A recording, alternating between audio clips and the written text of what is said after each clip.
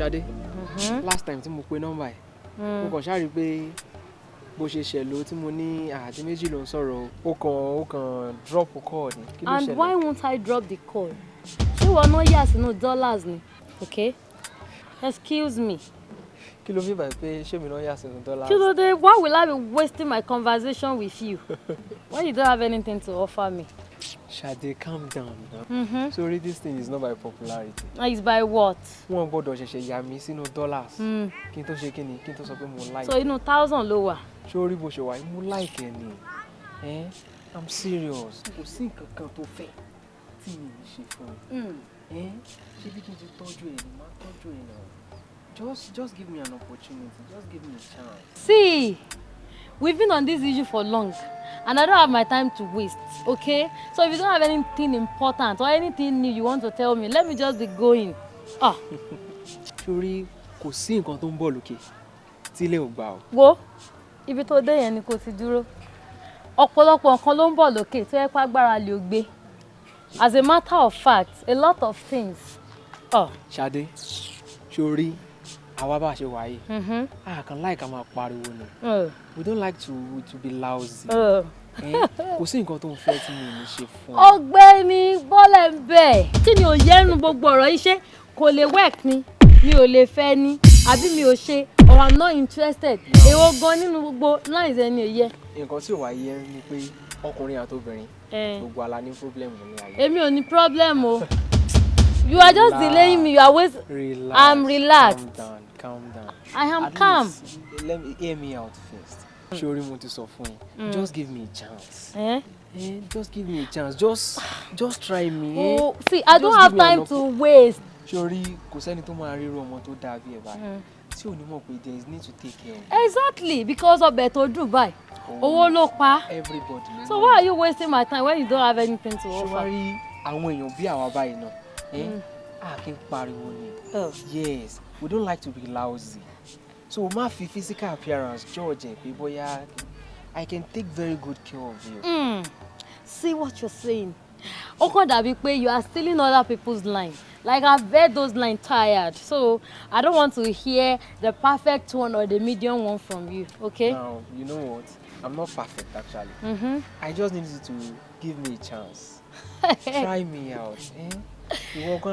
See, wait, stop there. My chance has been exhausted. Every trial has been exhausted. In fact, giving you an opportunity will be a crime, okay? So, giving you time or thinking about it will be a waste of time. See, there is nothing to sort out in this issue.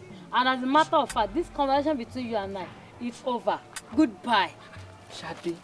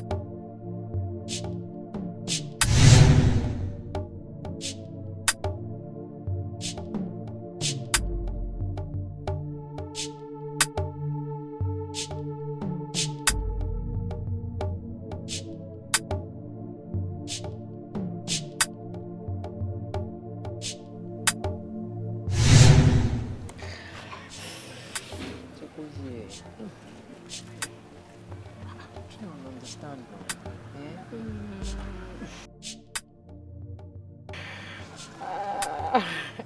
Just try to understand.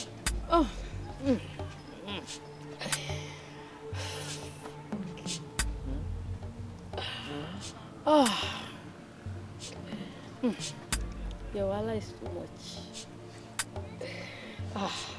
My wallet is too much. It's because of you.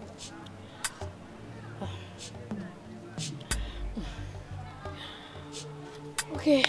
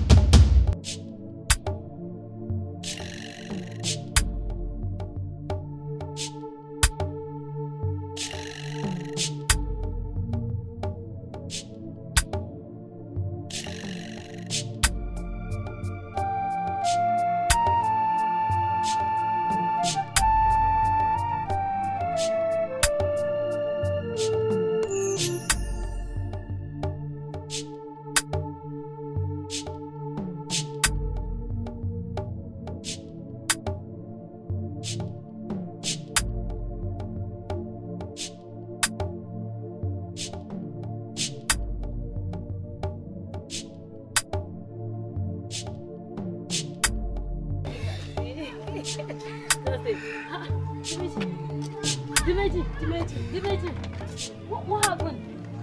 Dimeji, give us share now. Dimeji, what is it? Okay, wait. Okay, maybe we should just go to the hospital. Please, better. Where's your car key? I will try. Just open the door. Dimeji, oh yeah. What is it? Sade. Huh? The very first time I met you, I came to the realization of the fact that I would like to spend the rest of my life with you. Please, will you marry me?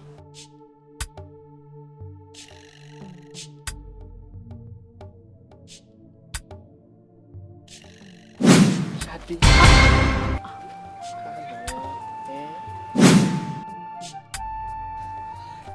Can you just imagine?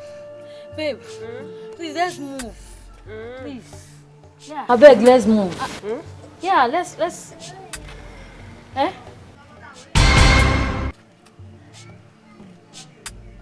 Excuse me. Hey, what was that hand for? You are asking me. What does this look like? Like you actually stretching forth your hand for that ring? So? I think it's not your type. Oh my God, wonder shall never end. So? You actually want to take that ring from Dimeji? I think it's not your type. And so? How are you supposed to judge me on that? And when do I ask you for permission? Please spare me that. Oh, really? Hey, wonder shall never end. Dimeji, and what are you trying to do? Yes. Even while I'm here. Excuse me, you're supposed to be my friend. And on this issue,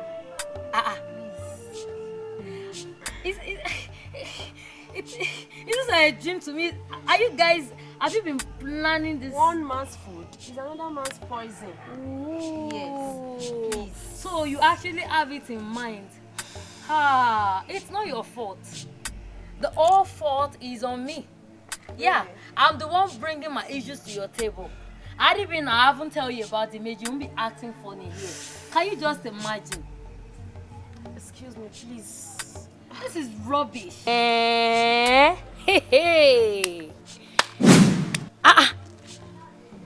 You actually stretching for that hand. Oh man. People.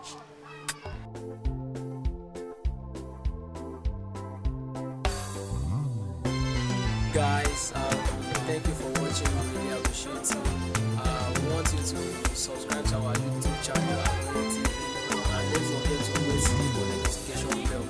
We love you so much. We have interesting packages for you. We have inspirational and motivational movies and short clips for you to watch. We look forward to seeing more of you around. Thank you so much. We love you. Thanks for watching us. It's still AloyeTV. Yeah, you have to subscribe to our YouTube channel. We have a lot more package for you. Meanwhile, it's free of charge. It's not costly. You know I love you. See you.